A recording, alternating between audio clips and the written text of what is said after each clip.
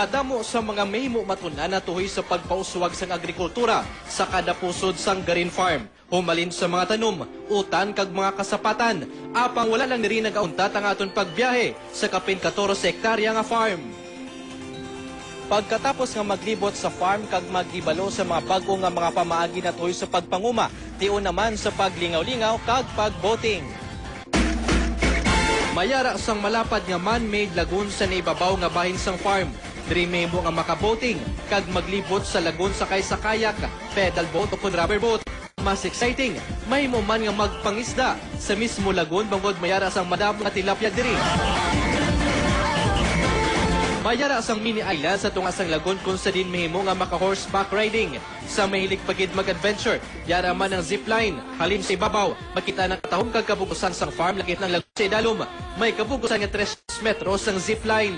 Pinasay naman nag-set sang swimming pool para sa mga luyag magpaligo. Mayara man sa mga hulot para sa mga luyag mag-overnight. It might add more name to San Joaquin.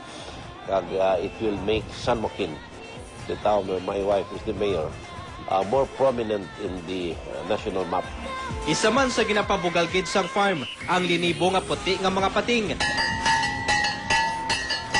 Sa pagbagting sang lingganay, makita ng katahong sa mga inisamtay nagalupad padulong sa Guas Restaurant, agod magtuka sa bubod. First and foremost, this is the only place in the world nga may puti nga subay sa libo. Kaysa Rome, kag sa Pan, ginatos ni libo mo itong pating nila.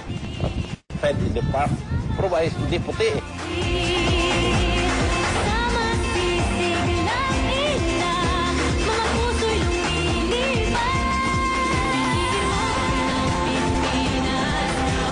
Sakay sa mga golf carts, pwede na malibot ang kabugusan sa agriculture kag recreation area.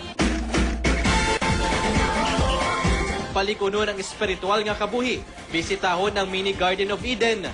Lantawon ang mga kasapatan nga nagpanaog halin sa Arka ni Noe. Ang kasugwan moral nga ginsulat sa bato aton basahon pinagi kay Moses.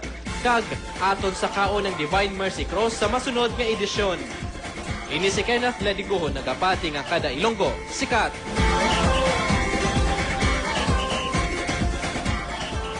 O, arang exciting niya ang pagsaka kag pagpanaog sa Stairways to Heaven. O, diba?